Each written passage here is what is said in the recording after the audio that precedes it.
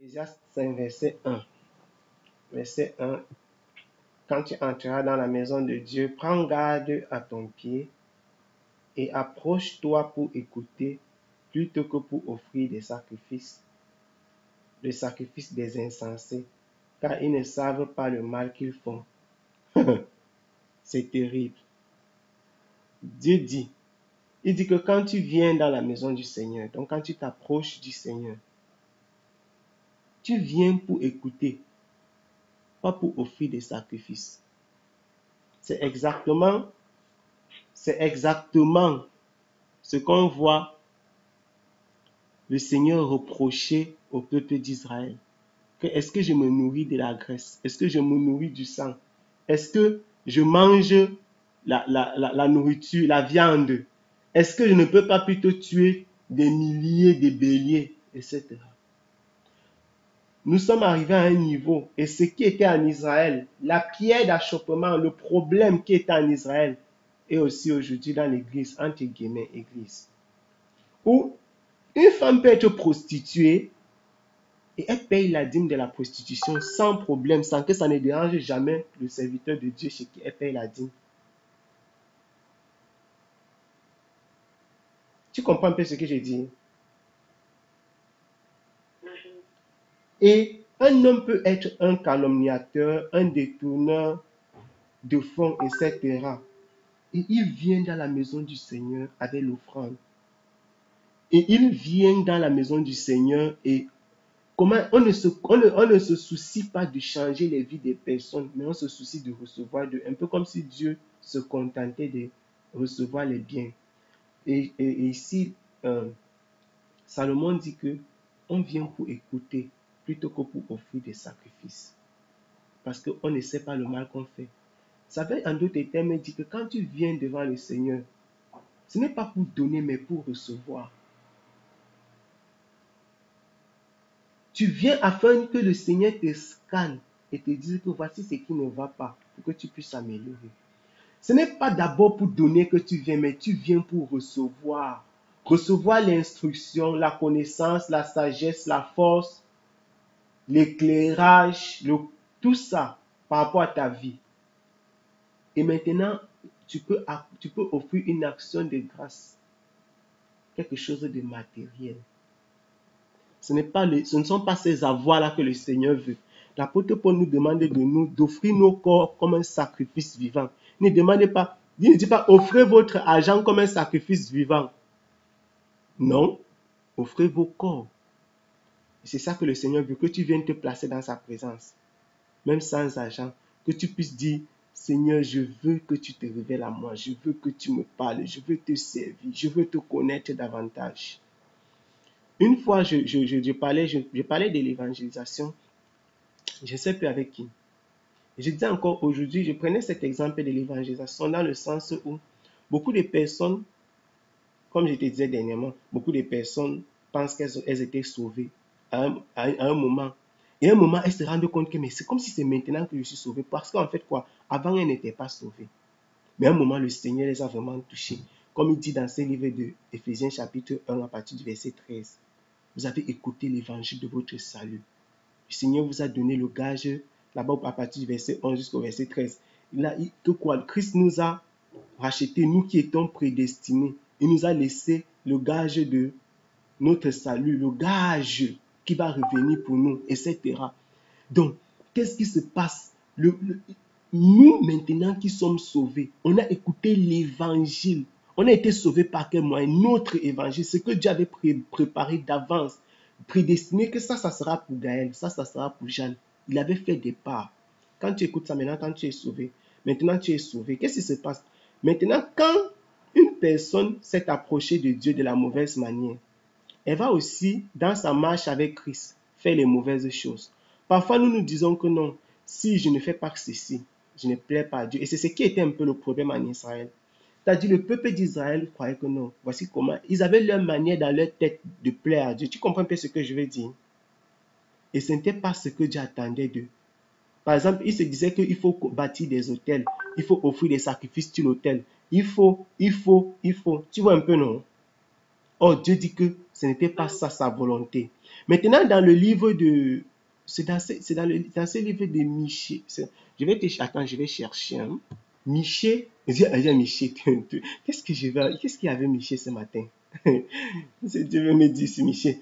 Amos. Amos chapitre 4. Hein, verset 4. Je lis, hein. Tu es là. Dieu dit ceci. Allez à Bethel et péchez. Bethel, c'était quoi? Un lieu où on rencontrait Dieu. Dieu dit que quoi? Allez à Bethel, péchez. À Gilgal et péchez davantage. Apportez vos sacrifices dès le matin et vos dîmes tous les 3 jours. Tu parles, la dîme, les sacrifices. Il dit, faites fumer vos offrandes d'action de grâce avec du levain. Il dit avec du levain pour dire que faites vos actions de grâce. Faites ça avec le péché. Tu sais que le levain, c'est le signe du péché. C'est pourquoi le pain de la Sainte Seine ne peut pas avoir le levain. Il dit le pain que Jésus-Christ a mangé avec les disciples, et même le pain du repas du Seigneur, ça ne peut pas avoir le levain. Parce que le levain, c'est aux yeux de Dieu, c'est le signe du péché. Et ça peut pas être le vin rouge alcoolisé. C'est juste une parenthèse. Pourquoi? Parce que ça ne doit pas être fermenté. Ça doit être le sang du raisin, le jus de raisin. On ferme la parenthèse. Il dit que quoi? Dieu dit que faites fumer dans vos offrandes d'action de grâce avec du levain. Il dit que offrez vos actions de grâce avec le péché sur ça. Hein. Venez donner avec le péché. Proclamez vos offrandes volontaires et publiez-les. C'est-à-dire quelqu'un vient, il dit que j'ai décidé de donner un peu. Oh Seigneur, c'est terrible. Le texte ici est quand même merveilleux. Il dit que tu proclames, donc toi-même, tu proclames ton offrande volontaire et tu publies. Comment on fait dans l'église aujourd'hui? Que bien aimé, j'ai décidé que quand on va cimenter l'église ici, là, non, c'est même mettre les carreaux. J'ai décidé de donner 100 000. Quelle est ta vie quand tu donnes ça? Voici le texte ici, voici l'enseignement qui est dans ce verset. Que proclame ton offrande volontaire et tu publies. Publie. Car c'est là ce que vous aimez, enfants d'Israël, dit le Seigneur l'Éternel. Il dit, c'est là ce que vous aimez. Les gens aiment quand ils font ça là, que le frère a donné, le frère a donné. 1 million de francs CFA. Toute l'assemblée se lève, on acclame, on dit que tel choral chante. Voilà ce que Dieu est en train de dire. C'est là ce que vous aimez, enfants d'Israël, dit le Seigneur. Et moi, je vous ai rendu des dents nettes dans toutes vos villes. Et j'ai fait manquer le pain dans toutes vos demeures. Et vous n'êtes pas revenus à moi, dit l'Éternel. Ah, Seigneur, que Dieu nous aide, hein, vraiment.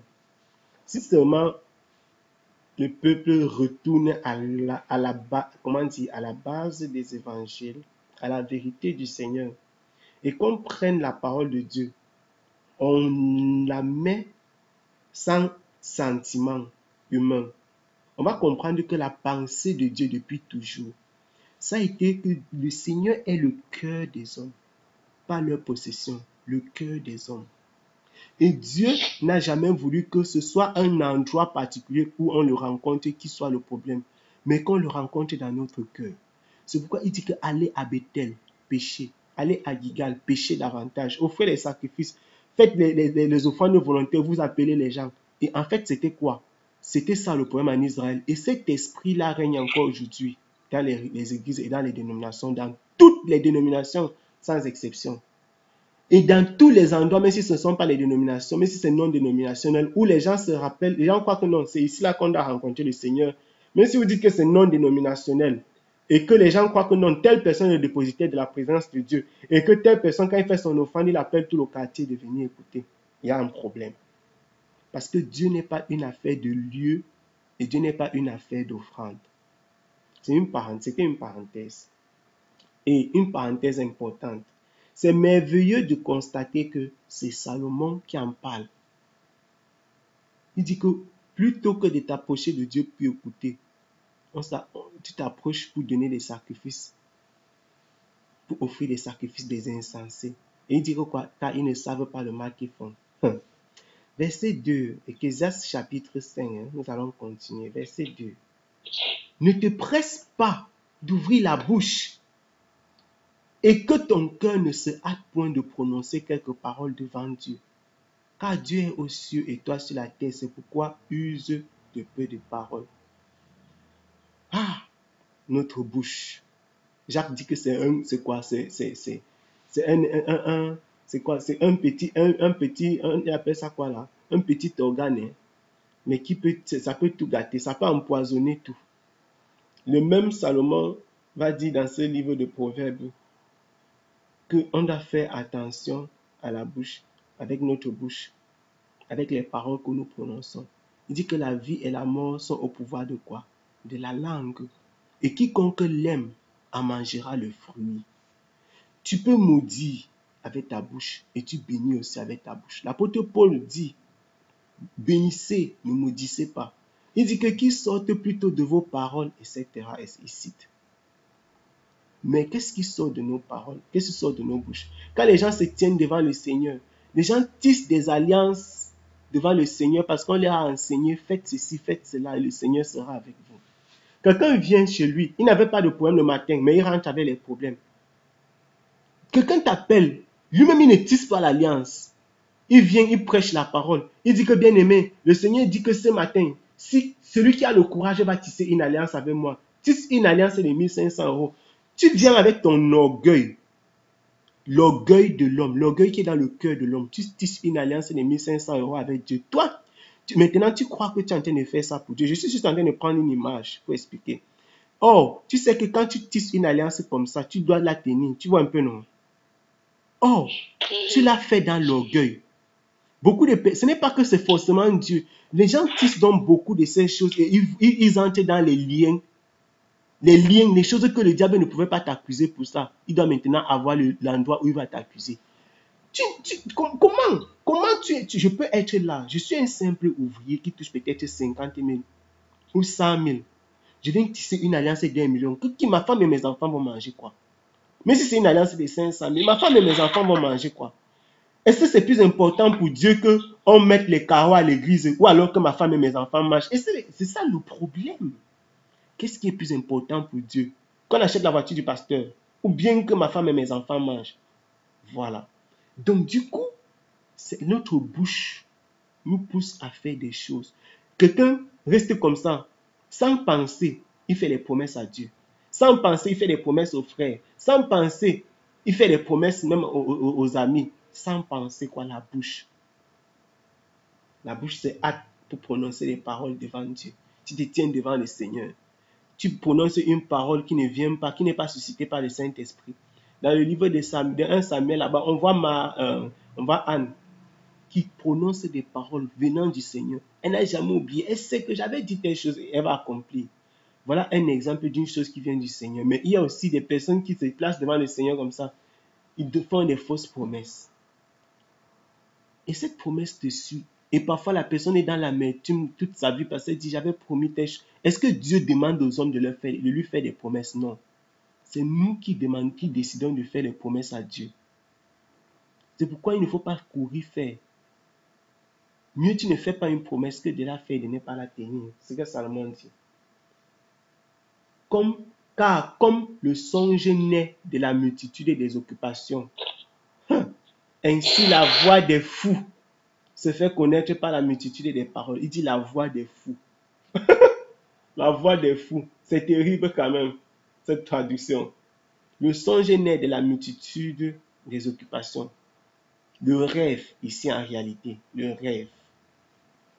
Le rêve. Voilà. Parce que quand une personne fait beaucoup de choses dans la journée, il peut arriver que cette personne rêve de cela la nuit. Cette personne revoit ces choses. Les enfants, parfois, après avoir joué, moi, ça m'arrivait après avoir joué en journée. Tu rentres la nuit pendant que tu dors, ta bouche dit les paroles. Tu vois un peu les paroles que tu as dit dans la journée. Envoie le ballon, ti. Les choses comme ça. Un matin, Wanda se manque mince. Enfin, si tu es en train de jouer au foot dans le sommeil, des choses comme ça. Pourquoi? Parce que ça vient de la multitude des occupations que tu avais eues dans la journée. C'est pourquoi, quand quelqu'un voit quelque chose la nuit, ça peut être 3 sources. 1, Dieu. 2, l'ennemi. 3, lui-même. Voilà.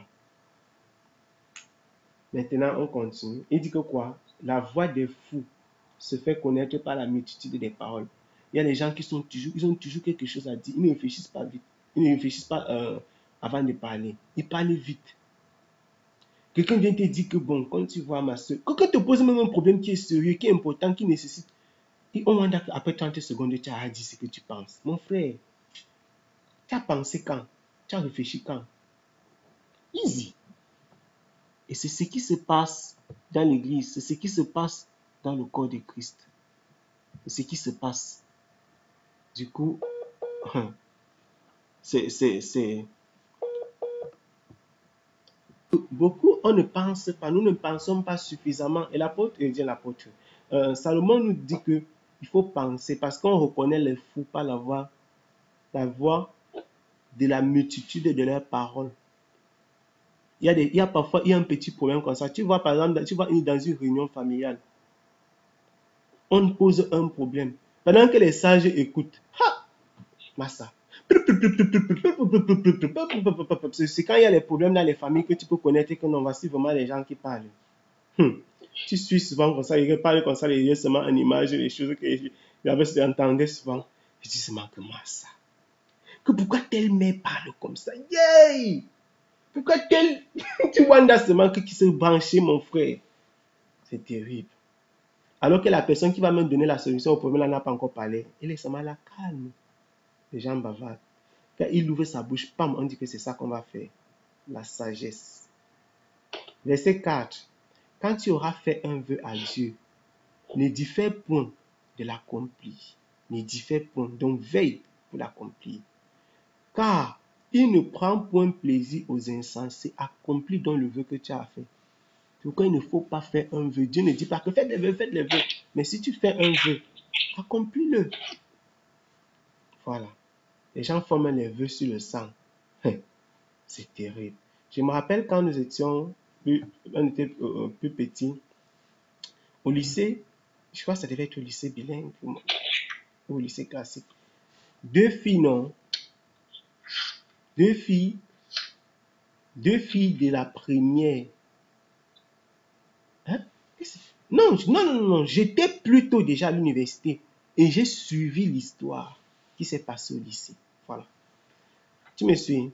Deux filles qui ont fait le pacte. Je ne me rappelle plus de quel lycée c'était. Peut-être que tu avais aussi suivi cette histoire. Sûrement. Le pacte, parce que ça avait beaucoup bougé au Cameroun. Deux filles du lycée qui ont fait un pacte de sang. Imagine toi-même.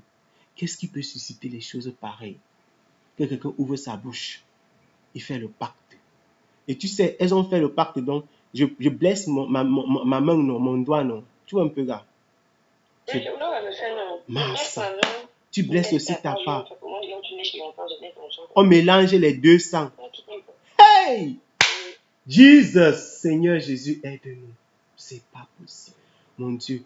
Il paraît que elles avaient fait un pacte qu'elles s'aimaient tellement qu'elles devaient toujours évoluer en classe ensemble, non? L'une a réussi l'année là, apparemment qu'elles sont arrivées en première. Mon Dieu, elles avaient vu ça où? Je ne sais pas. L'une a réussi le probatoire, l'autre a échoué. Je ne me rappelle plus bien des détails. Ou celle qui a échoué, celle qui a réussi apparemment est morte. Et celle qui a échoué devenait folle avant qu'elle a raconté l'histoire. Quelque chose de ce genre. C'est terrible. C'est terrible. C'est terrible, je te dis. Les paroles de notre bouche, je t'assure. Les paroles de notre bouche, c'est un danger. Salomon dit, il vaut mieux que tu ne fasses point de vœux que d'en faire et de ne pas les accomplir. Ne permets pas à ta bouche de te faire pécher et ne dis pas devant l'envoyé de Dieu que c'est une erreur. Pourquoi Dieu s'irriterait-il de tes paroles et détruirait-il l'ouvrage de tes mains? Ne permets pas à ta bouche de te faire pécher. Donc, si tu t'amuses, les gens sont en train de faire, de courir, de s'agiter, tu vas aussi faire comme eux. Ouvrir ta bouche, que pap, et faire. Si tu permets à ta bouche de te faire pécher, ta bouche va te faire pécher bien même. Et Jacques nous dit que c'est un organe qui est difficile à contrôler. C'est comme ça, les gens partent aussi. C'est la même chose avec la calomnie, avec la jalousie, la médisance. Il dit par la suite, car comme dans la multitude des songes, il y a de la vanité. Il y en a beaucoup aussi dans la multitude des paroles. Mais crains Dieu. Ça veut dire quoi? Quand une personne fait beaucoup d'activités dans la journée, c'est clair qu'il aura beaucoup de songes qui sont liés à ses activités. Or, dans la multitude des songes, ça ne veut pas forcément dire que les songes là ont un sens. Parce que ici, dans la version que je suis en train de lire, on traduit tout ça par songe. Maintenant, nous savons qu'il y a une différence entre ce qui vient de toi, ce qui vient de Dieu, ce qui vient de l'ennemi. Il dit que dans la multitude des songes, il y a de la vanité. Donc, tu peux faire 10 songes, mais parmi les songes là, il y a de la vanité. Tu comprends un peu, non? Donc, il y a des songes qui ne veulent rien dire. C'est ça de la vanité. Il dit qu'il y en a beaucoup aussi dans la multitude des paroles. Donc, quand quelqu'un parle beaucoup, il dit aussi les paroles qui ne servent à rien. Voilà. Il finit en disant que crains Dieu au lieu de trop parler. Ça, c'est vraiment c'est vraiment un enseignement important à recevoir. Et je crois que cet enseignement cet enseignement de Salomon c'est un enseignement d'actualité dans le milieu chrétien. Si tu vois dans une province un pauvre opprimé et le droit et la justice violés, ne t'étonne point de cela, car il y en a un qui est plus élevé que celui qui est élevé, et qui y prend garde, et il en est plus élevé que. Et il en est de plus élevé que. Ça veut dire que si tu vois quelqu'un qui est en train de faire le mal, il ne faut pas que tu t'étonnes. Il y a quelqu'un qui est plus élevé que celui qui est plus élevé. Donc, si tu vois dans un pays, tu vois le ministre en train de faire, sache qu'au-dessus du ministre, il y a une autre personne. Même au-dessus du président, il y a encore une autre personne qui dépasse. Jusqu'à ce qu'on va arriver au niveau de Dieu. Il dit qu'il en est de plus élevé que ceux qui sont les plus élevés. Voilà. Or, il continue en disant quoi? C'est cependant un avantage pour le pays qu'un roi honoré du pays.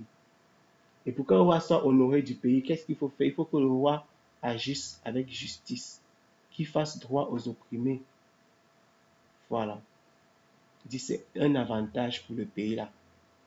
Ah, si on pouvait prêcher cet enseignement à ceux qui servent les pays qu'ils dirigent. Celui qui aime l'argent n'est point rassasié par l'argent, et celui qui aime un grand terrain n'en est pas nourri. Attends, le verset 7 là dit quoi finalement? Je reprends. Le verset 7 dit, car comme dans la multitude des songes, il y a de la vanité. Non, pas 7. Verset 9. Il dit que c'est cependant un avantage pour le pays qu'un roi honoré du pays. Pour qu'un roi soit honoré du pays, il faut que le roi rende justice. C'est ce que j'étais en train de dire. Il faut que le roi n'opprime pas le pauvre. Tu comprends un peu? Ces textes sont liés. Parce que dans la version, on a dit qu'il serait préférable pour le pays d'avoir un roi qui favorise le travail des champs. Ah, ok, c'est la traduction qui n'est pas. C'est dans quelle version que tu... Oh, c'est cool. Massa. Ah, c'est la version qui n'est pas. Si, je lis dans la version Semeur, il dit ceci.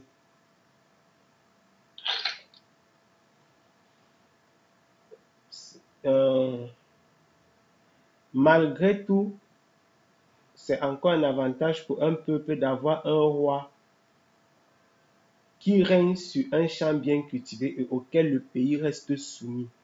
Ça, c'est ce que dit la version Semeur.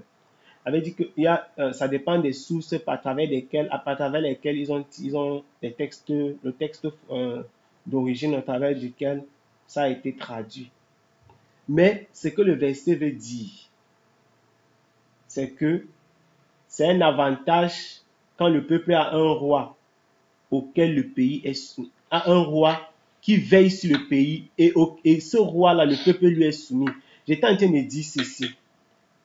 Quand on dit dans la version Semeur, par exemple, auquel le peuple reste soumis, comment est-ce qu'un peuple peut être soumis à un roi qui ne rend pas justice? C'est impossible. Le peuple ne peut pas être soumis à un roi qui viole les droits des pauvres, viole les droits des veuves, viole les droits des orphelins. Ce n'est pas possible. C'est pourquoi j'ai dit qu'il faut relier avec le verset 8. Il dit que si tu vois un pauvre opprimé et le droit et la justice violés, tu comprends un peu? Ne t'étonne pas de cela, car il y a un qui est plus élevé que celui qui est plus élevé. Et je disais que même si tu prends dans nos nations, le ministre fait quelque chose, sache qu'au-dessus, il y a un premier ministre, il y a même au-dessus du président. Et j'ai pris le cas du président, le cas du chef, pour dire que si le chef suprême agit mal, il y a aussi quelqu'un devant qui va rendre compte. Et au verset 9, il dit que c'est un avantage pour le pays d'avoir un chef qui est honoré du pays. Pour dire que quoi? C'est un avantage si le roi agit bien, parce que s'il agit bien, le pays va l'honorer. Il dit c'est un avantage pour le pays qu'un roi honoré du pays. Mais c'est quoi la condition pour qu'un roi soit honoré du pays? Il faut que le verset 8 s'applique. La condition pour que le roi soit honoré du pays, c'est que le verset 8 s'applique. Que les pauvres ne soient pas opprimés, qu'il y ait le droit, qu'il y ait la justice, etc. C'est la seule condition pour que tous les rois de la terre soient honorés du pays. Et d'ailleurs, ce n'est pas le seul endroit où Salomon enseigne ça. Il va le redire plus tard. Il dit, verset 10, celui qui aime l'argent n'est point rassasié par l'argent. Et celui qui aime un grand terrain n'en est pas nourri. Cela aussi est une vanité. Donc c'est une vanité, bref. C'est clair que c'est clair.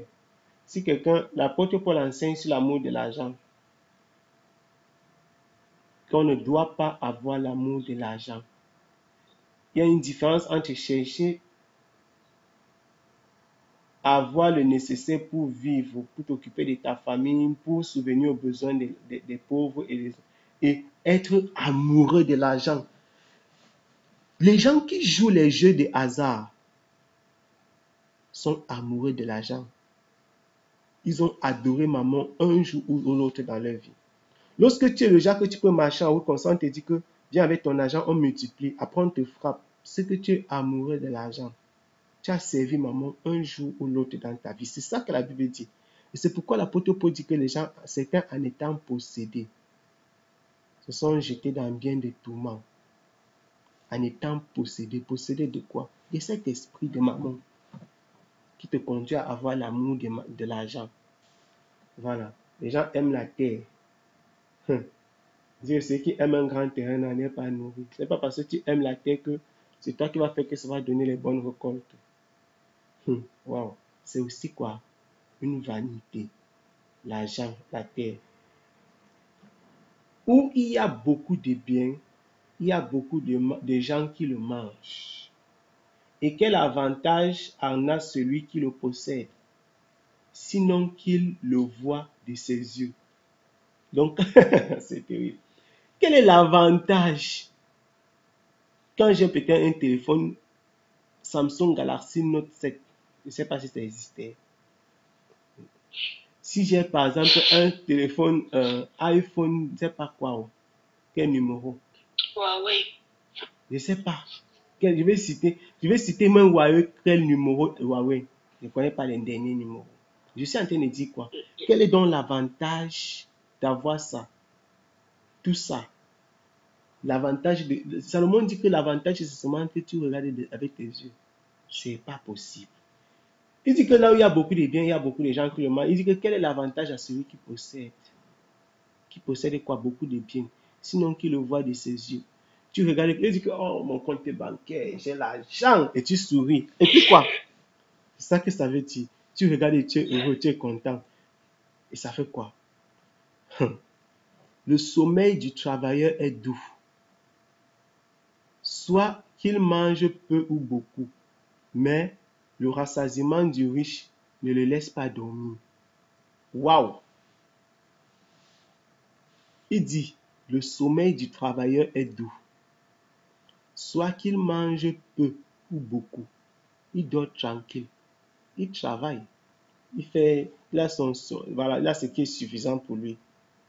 Mais le rassasiement du riche ne le laisse pas dormir. Parce que même dans son sommeil, il pense que c'est bien.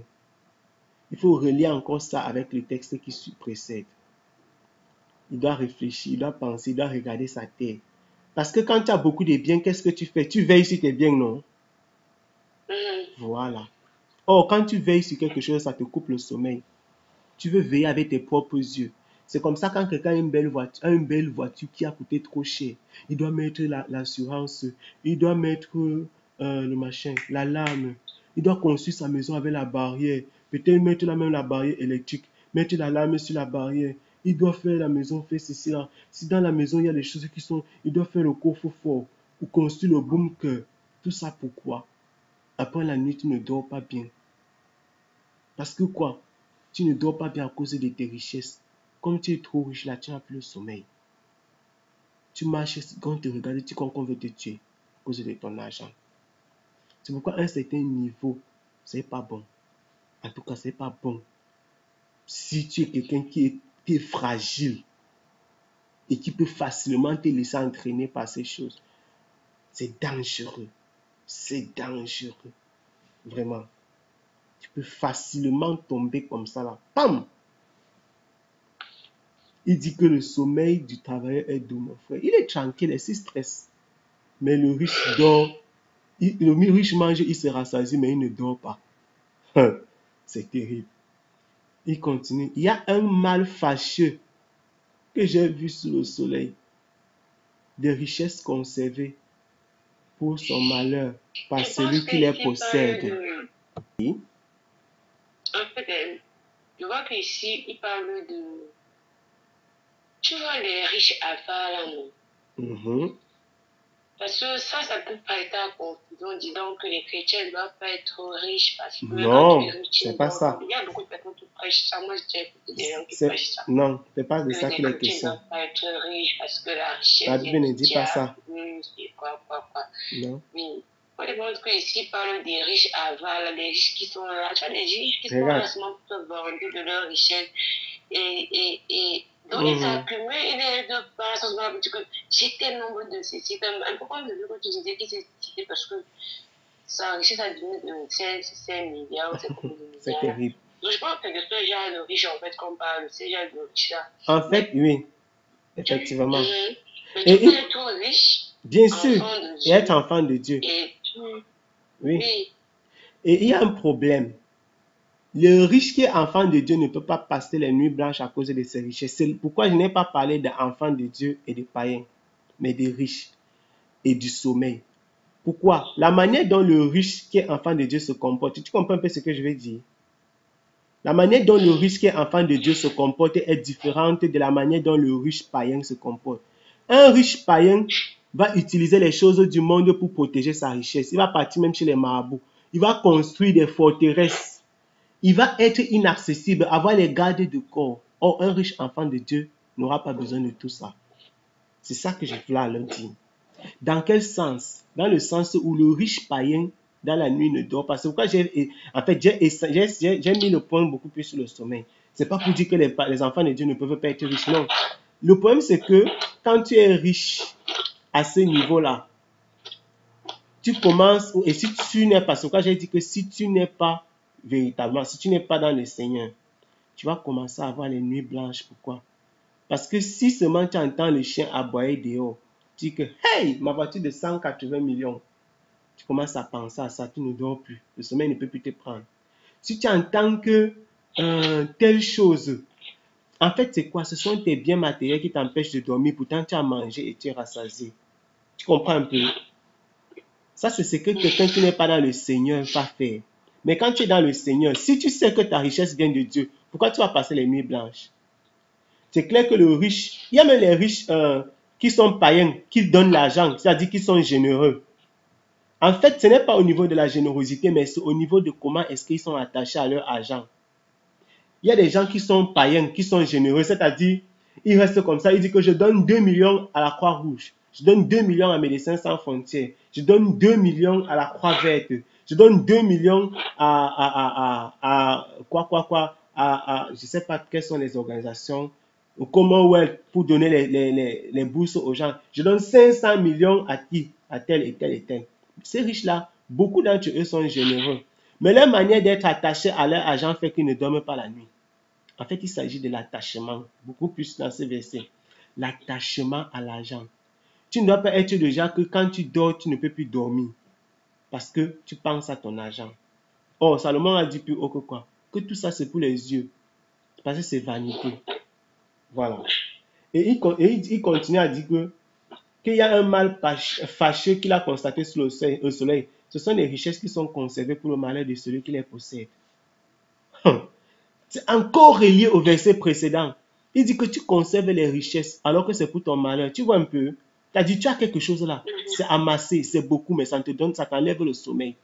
Comment quelque chose qui t'enlève le sommeil, tu ne fais que conserver. Et tu ne dors plus la nuit. Il dit qu'il a constaté quelque chose de fâcheux sur la terre. Ce sont des richesses qui sont conservées pour le malheur de celui qui les possède. Waouh! Conservées pour le malheur, pas pour le bonheur. Plus tes richesses augmentent, plus tu deviens triste. C'est ce que certaines personnes... Tu vois quelqu'un qui était quelqu'un est peut-être là, il est un simple médecin. Il vient de sortir de l'école. Très heureux, très gentil. Médecin, pharmacien, ingénieur, c'est la même chose. Très dégagé, jovial dans sa vie. Il commence à grandir petit à petit. Il fait peut-être un prêt, il fait des économies, il se bâtit une petite vie, il ouvre une petite entreprise. Maintenant, il dit que voici, j'ai maintenant une pharmacie. Peut-être il dit que je veux construire une clinique, il ne fait que grandir. Souvent, tu vas constater que quand les personnes sont attachées à la richesse, quand quelqu'un a l'amour de l'argent dans sa vie, non, plus il devient riche, plus il devient inaccessible. Tu vois un peu? Et plus il devient riche, et moins il est jovial. Quelqu'un que quand il n'avait pas beaucoup d'argent, avec sa femme, ils étaient très proches. Mais maintenant, quand il a trop d'argent, il a de moins de temps pour sa femme et de moins de temps pour ses enfants. Quelqu'un qui avait le temps pour discuter avec les frères, avec les bien-aimés, quand il n'avait pas l'argent. Mais quand il a beaucoup d'argent maintenant, il a beaucoup plus de temps pour sa richesse, pour surveiller sa richesse, pour appeler les comptables, pour appeler le banquier, pour appeler son avocat, pour appeler, pour vérifier à quel niveau l'argent, est-ce que j'ai eu une augmentation sur mon compte aujourd'hui? Est-ce que mon argent diminue? Il est angoissé. Le gars va finir avec une bonne maladie cardio. Parce que quoi? Les richesses. Salomon dit que c'est le malheur, un mal fâcheux, quand tu conserves les richesses pour ton propre malheur, les richesses pour le malheur de celui qui les possède. Donc, et c'est triste parce que c'est une réalité que nous observons au milieu de nous. C'est pourquoi quand quelqu'un devient de plus en plus riche, il doit davantage prier afin que le Seigneur le déconnecte de l'amour de l'argent. Parce que plus l'argent augmente, l'amour de l'argent augmente. C'est une relation de cause à effet. L'argent vient, ton amour pour l'argent augmente. L'argent vient, ton amour pour l'argent augmente. Si tu ne pries pas le Seigneur, je te dis que tu vas finir par être un amoureux de l'argent. Parce que plus tu es riche, tu as envie d'être riche. C'est comme ça. Plus tu es riche, tu as envie d'être riche. Il faut prier davantage que Seigneur, aide-moi à contrôler ça. Aide-moi à ne pas être quelqu'un, un frère qui est devenu invisible, un mari qui est devenu invisible, ou bien un père qui est invisible. Parce qu'il est seulement dans voilà, l'argent. Ça devient ton malheur. Pourtant, tu as les richesses. Il dit, et ces richesses périssent par un mauvais trafic.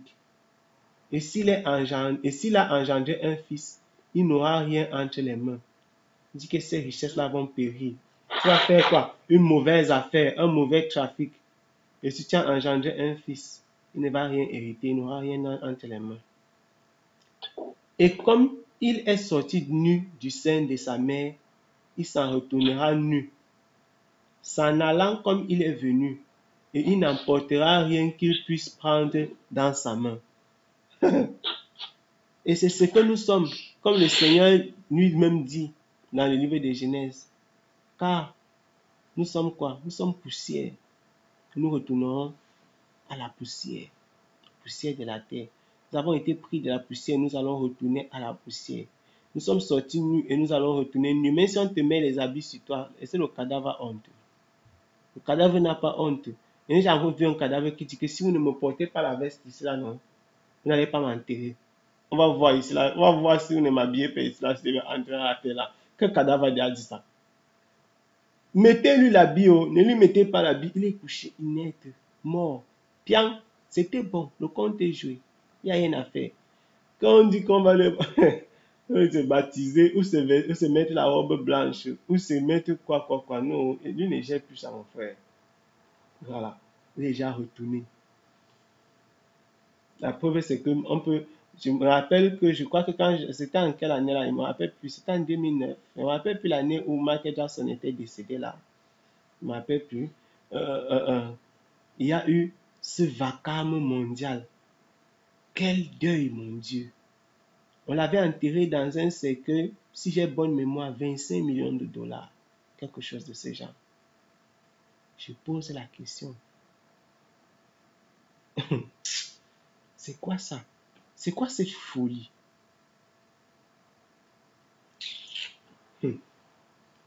Les gens sont là sur la terre, ils souffrent. Ils souffrent, ils meurent de soif, de faim. Des catastrophes. On prend 25 millions de dollars pour mettre... Oui, disons que c'est son argent. Disons que ce sont ses... Je ne sais pas qui a donné, je ne sais pas si ce sont ses fans qui ont cotisé, je ne sais pas si c'est son argent qui est en... Quelqu'un qui est mort même étant endetté. On prend 25 millions de dollars comme ça, on met dans la terre, fou. L'argent des termites. Comme on le met avec le parfum, je ne sais pas. C'est quoi, qu'on l'habille en Dolce Gabbana, qu'on fasse... Est-ce que le cadavre gère ça? C'est terrible, hein? C'est ça. C'est ça la vie dans laquelle nous sommes. Une fois aussi, quand là-bas à Tchang, j'aime la femme, la maman de celui-ci est décédée. Celui qui a Kifeu là, sa maman était décédée. C'est même Kifeu. Oui, je crois que c'est celui qui a Kifeu. Sa maman était décédée, tu vois un peu, non? Si ce n'est pas celui qui a Kifeu là, c'est que c'est celui qui a Foucault. L'un des deux, parce qu'ils sont du village Bansoa. Je voyageais de Bafoussam pour aller, les deux sont de Bansoa. Je voyageais de Bafoussam pour aller à Tchang. Donc un jour en quittant de Bafoussam pour aller à Tchang, il y avait eu le deuil. La maman elle a été décédée. On avait gardé son corps, je ne sais pas à peu pour combien de semaines. Je t'assure que il y a eu un embouteillage sur la route là. Je ne sais pas combien de kilomètres. J'ai dit, Seigneur Jésus, c'est le deuil ici. Je te dis, c'était à un niveau que, je ne sais pas de quel pays le gars a convoqué. Mince, les voitures, j'étais dépassé. Il dit des kilomètres pour arriver à l'endroit là. Il dit des kilomètres. On a traîné. Même sur le pont de Vouri, quand il est 19h, quand les gens sortent du travail, mince. C'était terrible. L'embouteillage là-bas, j'ai posé la question. On a dit que la femme, la mère un de ces grands types là était décédée. On est arrivé à l'endroit là. Les gens qui étaient au deuil nous ont fait savoir que le gars a momifié le corps de sa mère. Donc il est parti payer pour qu'on momifie le corps de sa mère pour que ça ne se décompose pas, non? Et la tombe là, il a fait ça électronique. Donc il a déplacé des ingénieurs pour tout. On a fait une tombe électronique. De manière à ce que quand tu appuies le bouton comme ça, là, la porte s'ouvre. Tu appuies, le cercueil sort.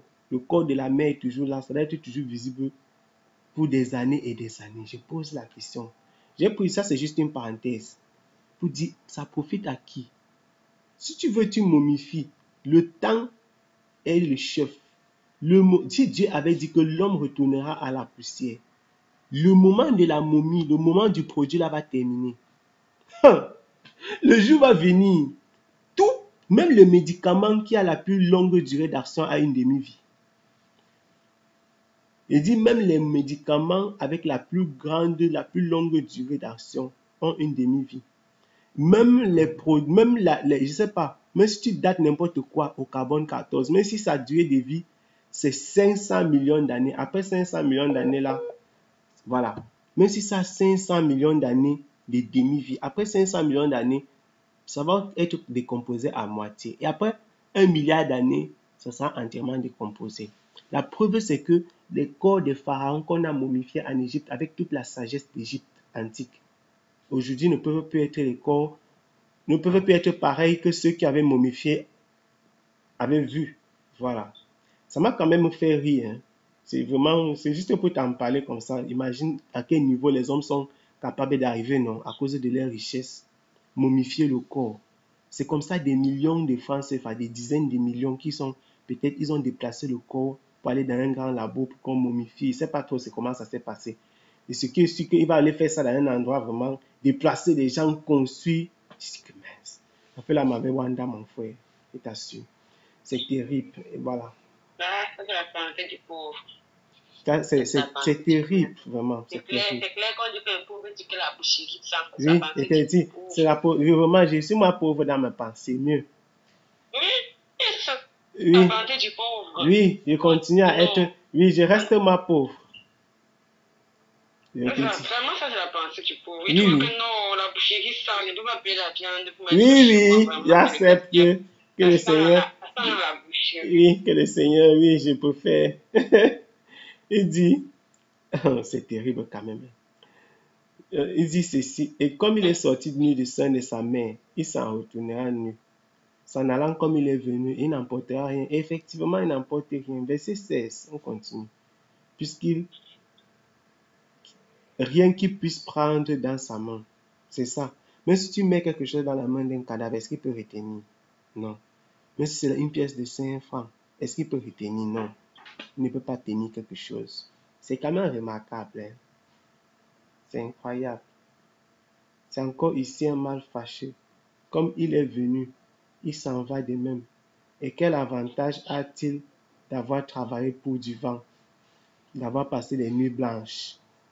Que, oh, ma voiture à tel endroit, après un jour tu entres dans la voiture, tu accélères, boum, boum, mort. Voiture perdue, personne perdue. C'est terrible. Il mange aussi tous les jours de sa vie dans les ténèbres et il a beaucoup de chagrin, de maux et d'irritation. Voici ce que j'ai vu. C'est pour l'homme une chose bonne et agréable que de manger, de boire et de jouir du bien-être au milieu de tout le travail auquel il se livre sous le soleil. Pendant les jours de vie que Dieu lui a donnés, car c'est là son partage. Donc, mangeons et réjouissons-nous. Pas pour dire qu'on doit aller coller la petite terre. Voilà. C'est même pas comme les gens disaient que, mon frère, vis ta vie, demain tu vas mourir. Qui dit chante encore ça là? Vis ta vie, demain tu vas mourir. Play your life, tomorrow you go die. Ok, continuons, non? Il faut jouer. Même Salomon va enseigner, il va dire aux jeunes que jeune homme, réjouis-toi pendant les jours de ta jeunesse, non? Les gens utilisent ça. La Bible dit que... Ok, mais, il y a un mais. Il y a un mais. Le mais là, c'est les mots de tête. Là-bas que Dieu, c'est le mais là que Dieu va dire. C'est le mais là que Dieu, c'est le mais là que Dieu va prononcer. Le jour là. Il y a le mais. Il faut un équilibre dans cette manière de vivre et de se réjouir de sa vie. Voilà. C'est ça. Parce que c'est l'enseignement que Salomon passe finalement.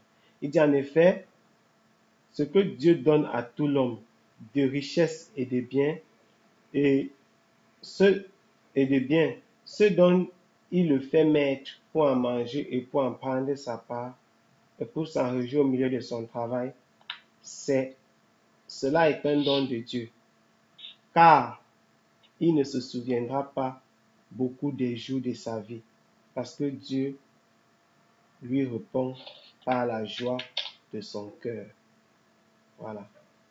Donc, quand tu te réjouis de ce que le Seigneur t'a donné, des dons que le Seigneur t'a fait, c'est une bonne chose. Et voilà, tu rends grâce. En fait, dans la réjouissance, là, ce n'est pas une réjouissance mondaine. C'est en fait ça, l'enseignement que nous devons tirer de ces versets. Ce n'est pas une réjouissance mondaine qui dit, allons, collons la petite, coller, c'est même pas ça. C'est même pas dire que, mais c'est même quoi la vie si. Attends, ils fument un peu aujourd'hui parce que quand les gens du monde partent dans les fêtes, par exemple, ils fument, ils font ceci. C'est même pas dans ce sens-là notre réjouissance. Notre réjouissance, c'est une manière de dire que je dois me réjouir de ce que le Seigneur m'a donné. C'est ça qui est ma part, c'est ça mon partage sur la terre. Je me rends grâce. Il y a un verset que quand on va lire, tu vas crier. On continue, on va seulement arriver là-bas un jour. Quand Dieu dit que, il dit qu'il y a un verset que quand on va lire, tu vas crier. Parce que comme on dit que l'homme doit se réjouir de ses biens-là. Tu sais, même Salomon, là, dans ses enseignements, dit que la femme est le bien que Dieu a donné, en tout cas. On va arriver là-bas, toi-même, tu vois. Elle est le bien que Dieu a donné à l'homme pour se réjouir sur la terre. C'est terrible quand même. Ah, c'est terrible. Bon, c'était une parenthèse. C'est incroyable. Une parenthèse, c'est seulement ça. Non, je voulais dire, pour te dire que c'est dans la Bible, non? C'est la parole de Dieu, voilà. Et il dit donc que nous n'allons pas nous souvenir des choses, mais nous allons nous souvenir au moins de la grâce de Dieu, des biens que le Seigneur nous a fait sur la terre. Non, c'est pas que je voulais dire ça dans le sens, parce que c'est, voilà, c'est pas, non, faut pas que tu vois mal, oui. Faut pas prendre ça négativement. Et plus ou moins, voilà, plus ou moins, plus ou moins,